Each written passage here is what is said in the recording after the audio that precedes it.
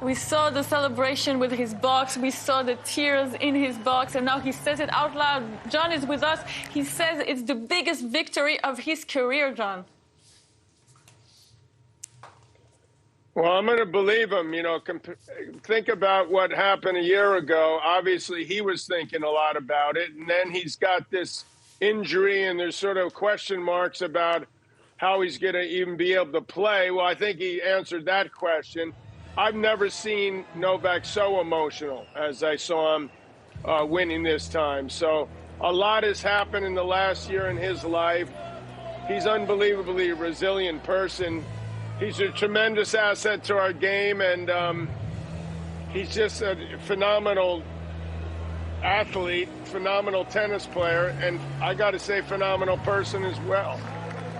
And he, like Stefanos mentioned in his speech, he's making the others, all of the other players better because everyone, he's pushing everyone up, right, Tim?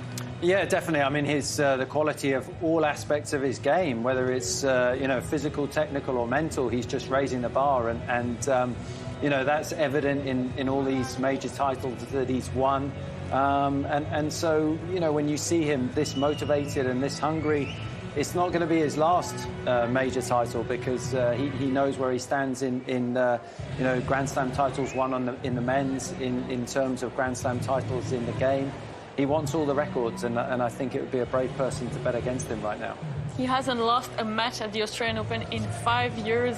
And you saw he had the jacket ready, the 22 jacket, Matt. Yeah, I mean, first of all, we thought that maybe that was last year's jacket, 2022. And then you thought, oh, no, he won 22 majors.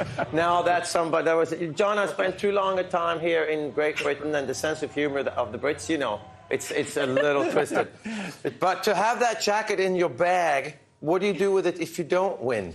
You burn it? So to me, it goes to show, again, the confidence, the attention to detail, to actually prepare to have these T-shirts. And if you were a little bit superstitious, you might say, ooh, let's keep things the same way. But Novak is just able to adapt to every situation, injury, controversy off the court, and this is what you get. You get the best Novak version. Amazing. And he's not superstitious. We talked about the tape. Not. We talked about the tape the other day. If he kept it for superstition, and it was off today. Yes. It was not the same tape. I loved also during the speech, John, the reaction of Goran when Novak said, "Thank you for putting up with me, the good and the bad," and yeah, how difficult it must be to be with me sometimes. Did you see that?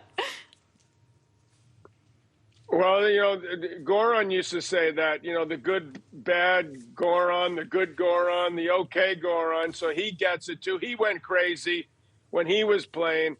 But, you know, Novak was really chirping at him quite a bit. So Goran's hair was turning white as the match progressed. So I believe that he's quite happy with straight sets. That's for sure. But it's a beautiful thing because, I mean, if you think about it, a couple decades ago, the two countries were at war, and now they got these two guys together.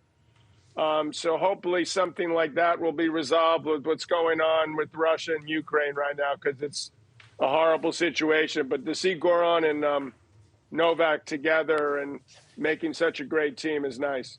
John, let me ask you a question, because you were one of the most fiery competitors that, of course, that I've ever played, but that ever played our game. Was there a point in your career when you were 31, 32, where you felt like, ooh, it doesn't quite mean as much anymore? Because with Novak and Rafa, I don't see that feeling. Did you have that feeling? Because if you say yes, actually, I'd be surprised, but I'm guessing you... No, I did have that feeling.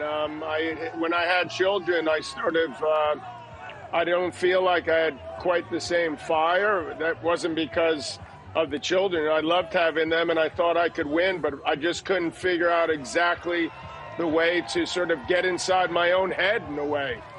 And Novak is a master at motivating himself and, you know, finding more ways to get hungry and be willing to do what it takes to improve. That is extremely difficult to do and takes a lot of dedication. And that's why these guys have separated themselves, those three guys. They're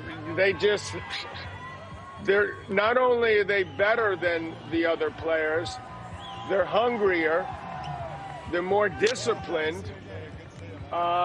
and they do whatever it takes. This guy's in a hyperbaric chamber like 10 times a day or something. It's crazy what these guys are willing to do. Incredible. Yeah.